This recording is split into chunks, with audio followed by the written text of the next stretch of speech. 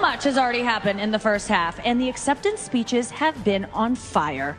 Bimeze neza cyane, murakoze cyane. Abantu bose bavuze amagambo rwose ari ku muriro, amagambo mbese atwika mu buryo budasanzwe. Who got shouted out the most? Let's look at the numbers. Niba mubishidikanyaho, reka turebe icyo imibare itwereka. All right, cast and crew are leading the way with 11 mentions. Murakoze. Abayobozi b'amafilime cyangwa se abafasha muri filime bashimiwe cyangwa se bagiye berekanwa yuko bagize uruhare muri ibi bintu inshuro zigeze muri 11 zose. Abantu bose baraseka rwose barishima cyane. Moms are holding strong with 3 shoutouts. Mama we yerekanwe cyangwa se yagaragajwe yuko yaba yaragize uruhare mu byagezweho inshuro 3 ahanga bose baraseka cyane rwose mu buryo budasanzwe. God, creator of the universe, 0 mentions. Imana umuremyi w'isi n'ijuru yabonye 0 rwose, nta muntu wigeze ayishimira, nta n'uwigeze ayigaragaza ahanga. Kuvuga ngo mbese nta muntu wigeze agaragaza ko ibyo yagezeho hari Imana yaba yaramufashije. Imana yabonye 0, bose basekera icyarimwe rwose, nta muntu rwose ubyitayeho, bose barishima cyane. And Mario Lopez, host of Access Hollywood, won. All right. No surprise in this godless town. MC arakomeza cyane ati rwose ati Mario Lopez we nibura yabonye rimwe, bose basekera rimwe nk'abantu bishimiye nyine yuko ibyo bintu byabaye. Arangira bati ntabwo bitunguranye mu mujyi udatunga Imana, godless city, kwa mu mujyi udatunga Imana. Nayo magambo bavuze, aya magambo amaze kuba uyu mujyi murebe, iyo video mureba ni Los Angeles uko imeze ubu niko imeze, kwa ngo na amatongo ari hasi, umujyi wose warahiye rwose, n'abantu rwose bahuye n'ibibazo cyane. Umujyi warahiye utwitswe n'umuriro wicanye mu misozi ukwira umujyi wose, urashya, amaresitora arashya, ibintu byose nyine birashya mu buryo budasanzwe, na amatongo ari hasi. Nyuma y'aya magambo yavuzwe n'uyu MC mu gihe bari mu birori byo gutanga ibihembo ku bakinnyi bitwaye neza muri uyu mwaka, akenshi ni ku nshuro yabo ya 82 ibi birori barimo babikora. Ni ibintu bikomeye rero. Imana ntabwo inegurizwa izuru. Tubahaye ikaze kuri The Best Friend of Jesus. Uyu mu mama cyangwa se uyu mudamu cyangwa se umugore kuvuga yitwa Nikki Glaser.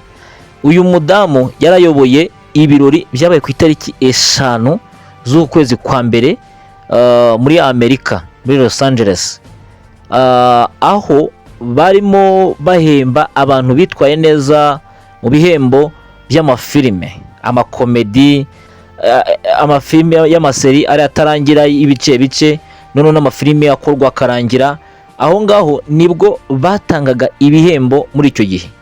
None rero hagenda hatangwa ibyo bihembo, ariko hakabaho yuko abantu bagiye bahabwa umwanya, bagiye batsindira ibyo bihembo, bakagenda bashima bavuga se, akavugenda avuga abantu babamufashije muri iyo mirimo.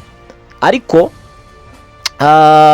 abantu bagaragaye ko bashimiwe cyane, kwa ngo baje mu byiciro bitatu.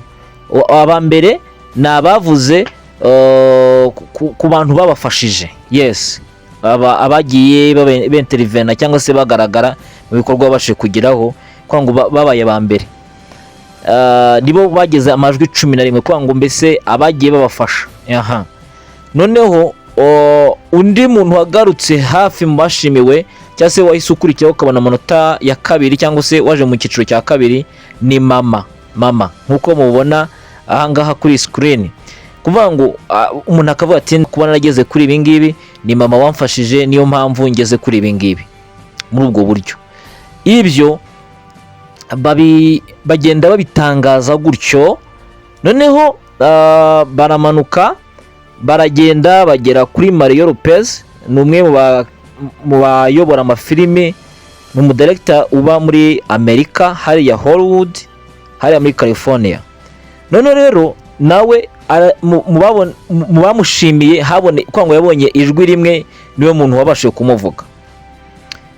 Ubwo icyo kirangiye uwari uyoboye ibirori ni Kigraza arangije afata ijambo aravuga ngo rwose abantu babonye ababashimira ariko ni igitangaza kuba Imana yitwa nyir'ibiremwa iyo yabonye zero, kuko urabona ko Imana ifite zero, bivuze ngo nubwo ari Imana nyir'ibiremwa yaremye ijuru n'isi ariko yabonye zero, mbese bivuze ngo ntabwo ihari, kuko yaba ihari abantu bose bakwiye kuba bayishimira, ariko byari mu rwego rwo kuyinyega no gusa nk'aho bayisuzugura muri ubwo buryo. Ntabwo byari mu rwego rwo kuba wenda hari indi mikorere wenda ashaka kuvuga oya, byari kwerekana yuko ari ibintu mbese Imana isuzuguritse itanariho muri ubwo buryo.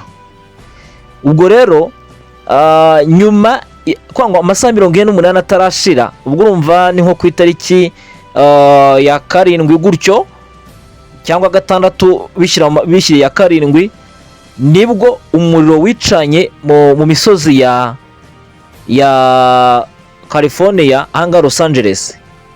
Noneho kwangwa umuriro waka ufite imbaraga nyinshi, wacanywe cyane cyangwa se wakongezwaga cyane n'umuyaga witwa Santana wahushye. Noneho ku rwego ibyo bintu kuvuga ngo barazimya barazimije biranga, kwangwa amashyamba arashya aho bajyaga bakinira, amazu arashya, abantu barahunga, umuntu akarwana no gukiza amagara ye, ibintu bisigayemo byose bigashya, amaresitora arashya, amahoteli arashya, kubera iki kintu bakoze cyo gusuzugura Imana. Iyo usomye mu Bagalatiya, Pawulo abandikira ku gice cya 6 umurongo wa 7 avuga ngo ntimuyobe, Imana ntinegurizwa izuru, kuko ibyo umuntu abiba ari byo azasarura. Nta muntu ushobora buriya iyo ushatse kucokoza icyubahiro cy'Imana wayivuga nabi yego, ariko iyo ugeze ku cyubahiro cy'Imana kwerekana ko isuzuguritse, idafite ikintu imazi, idafite ikintu ishoboye, ubu kuvuga ngo abari batuye mu mazu meza, abari abakinnyi beza, kuko hari n'abaherwe bamaze gutakaza amazu yabo bari bafite y'amamiliyoni menshi y'amadolari bari baraguze bafite ku nyanja ya Pacifique. Mbese ahantu ureba bavata ahangaha niho kuryohereza, mbese tumeze neza cyane, ariko yamaze gushya yose, yikubise hasi yatokombeye. Imana idufashe kandi tugende neza cyane. Noneho rero mbere yuko mvuga kuri iri jambo, uyu mujyi wa Los Angeles, mbese aha Hollywood hakorerwa iki? Kuvuga ngo niho hantu hakorerwa amafilimi rero ahakorerwa ni amafilimi acuruzwa hirya no hino, ariko cyane cyane bashyiramo ibimenyetso byamamaza Satani, bagashyiramo ibintu mbese byerekana imikoro ya Satani mu buryo bumwe cyangwa ubundi, ku buryo mbese bamamaza ubutware bwa Satani mu buryo bushoboka. Aha hantu ikintu bakora usanga bibasira cyane idini y'abakristo, cyangwa se bibasira kwangwa imisengere ya gikristo, kuko andi madini ntabwo uzabona bavuga kuri Islam bakina amafilimi basebya Islam oya, nta nubwo uzumva mu biganiro byabo basebya abahindu n'abandi oya, ahubwo bakora bagambiriye kwibasira cyane ubukristo, kandi babuvugaho cyane, bakabuvuga nabi, bakabusebya. Umuhanga umwe yaravuze ngo ubundi nubona ibintu abantu babisebya cyane, banabivugaho cyane, icya mbere nuko biriho, icya kabiri bifite imbaraga kuruta ibyo babamo, bityo bakaba barwana no kugira ngo bayobye abantu ntibakabyiteho, ntibakabibemo cyane, kuko hari abasitari bagiye bakomeza kureba ukuntu ubukristo burwanwa muri Hollywood, kabati ko turi abasitari kuki ubukristo burwanwa cyane, ariko birangira bagezeho babyinjiramo, babona yuko koko ubwo buzima buriho kandi bushoboka. Mu by'ukuri andi makuru twabagezaho mbere y'uko wenda mvuga kuri iri jambo, ariko reka mbaze ndivugeho ahasigaye mbagezaho andi makuru. Nuko iri jambo ravuze ngo ntimuyobe, Imana ntinegurizwa izuru, kuvuga ngo ntabwo isuzugurwa, ntabwo wayituka, ntabwo wayinyega, kuko iyo uyicokoje ukavuga ku cyubahiro cyayo, ni ukuri iza kukirengera, kandi uko yabikirengeraga kera na n'ubu iracyariho. Kuko iyo baza kuba bafite ubushobozi bwo kubasha guhagarika umuriro, baba barawuhagaritse, na n'ubu uracyaka, ntabwo urahagarara. Kuko aya mashyamba yahiye, iyi misozi yahiye, yari imisozi iri green, imeze neza, ntabwo kuvuga ngo ni mu mpeshyi ibintu byarumye, oya, ahubwo umuriro uraka kuko uri gutwarwa n'inuze n'umuyaga ufite imbaraga, ugagurukana ibishashi bigakwira ahantu hose, amazu agashya, mbese ibintu byabaye ibindi. Imana yashatse kwerekana ko itanegurizwa izuru, kuko ngo ibyo umuntu abiba, Imana idufashe cyane, ibyo umuntu abiba nibyo azasarura. Kuvuga ngo icyo umuntu abibye nicyo agira iki asarura. Niba ubibye gusuzugura Imana, ikwitura nawe ibintu bigusuzuguza. Kuvuga ngo abantu barenga 100,000 mu makuru barimo gutambuka muri kino gitondo, nuko abantu barenga 100,000 bamaze kwimurwa, bajyanywe hirya bahungishwa. Imana idufashe kandi tugeneza, bivuye ku magambo y'abasitari basetse basuzugura Imana, basetse basuzugura Imana. Uwiteka dufashe kandi atugeneza cyane. Ndagira ngo rero mbabwire, hari umugabo witwa James Caviezel uherutse gukina filimi ya Yesu, ariko we yerekana imibabaro Kristo yagize ari ku musaraba. Kuvuga ngo iriya filime yo yerekana ko ngo profondema uburyo nibura bagerageje kwerekana imibabaro Kristo yagize ku masaha, mbese ku cyiciro cya nyuma cyo kugira ngo acungure umuntu, byerekana agaciro mbese bikwiye guhabwa. Ariko ngiyi filime uwayanditse ngo yijyanye mu studio, abantu bose bakora amafilime barayanga pe, babati ibingibi by'ubukirisitu ntabwo byakunda, nta muntu wabireba rwose. Arabinginga biranga, arangije ashaka kuko kuyijyanayo we umuntu niba afite igitekerezo agiha ama studio bagaproducinga, bagashaka abakinnyi bagakora, bakazagabana inyungu. Uwo nguwo arangije ashaka amafaranga ashoramo, ariko n'amafaranga ngo yashoyemo ntabwo yari menshi. Amaze kuyashoramo ashaka abakinnyi, noneho main character cyangwa se uwagombaga gukina role y'imbere cyane yari uyu wakinnye ari Yesu. Rero uyu nguyu James Caviezel arabyemera, arangije abati nta kibazo, kuko baravuga bati reka nibura twerekane dukore n'irivuga butumwa, twerekane uko umwami Yesu yaba yarababaye, kuko ngo hari hashize igihe kinini nta filimi ivuga ibya Yesu yari ihari. Ubwo muri 2005 nibwo iyi filimi yasohotse. Ni filimi yasohotse imaze gusohoka ikwira isi yose, abantu benshi barahinduka, abantu benshi bongera gukorwaho, baravuga ati koko Yesu yarababaye, baramwizera, barahindukira, baravuga ati ni ukuri ibi bintu dukwiye kubyitaho, bakabiha agaciro. Abandi barakomera, abari baraguye barabyuka, n'utarakizwa na n'ubu iyo uyirebye turi 2025 ni ukuri uyirangiza amarira arimo kugwa, uyirangiza umutima wawe wakozweho. Kubera iki? Ko ngo intego bari bafite yari intego ikomeye cyane, ariko ngo bayikina wari wanditse iyo filime yabwiye ugiye kwikina ngo ati rero nubwo ugiye kwikina birashoboka ko bizakugiraho ingaruka, kubera yuko isi turimo, cyangwa se abashinzwe iby'amafilime ahangaha Hollywood cyangwa se ahangaha dukorera, ntabwo bakunda abantu bamaze iby'ubukristo kandi baba hano, dushobora kuzatakaza amakontrakt. Ariko aramubwira ngo nta kibazo, jewe reka nkore uyu murimo. Imana imumugisha, hari uyu mugabo wakinnye iyi filime akabasha kutwereka ishusho nibura, kandi hari yakoze ivuga butumwa rikomeye cyane, byanatumye ubu ntabwo ikiri free. Ubundi bakishyiraho yari free, wajyaga kuri za YouTube ukayibona, ariko amasosiyete akomeye yahise agenda azishyura bazivanaho. ubu ntiwapfa kwibona n'utuntu tw'uduce tugiye turiho hirya no hino, kandi nabwo kutugeraho biba bigoye. Ahandi hantu agiye ari ni ahantu nyine ku ma website bisaba kujyaho wishyuye. Imana idufashe kandi tugenza cyane.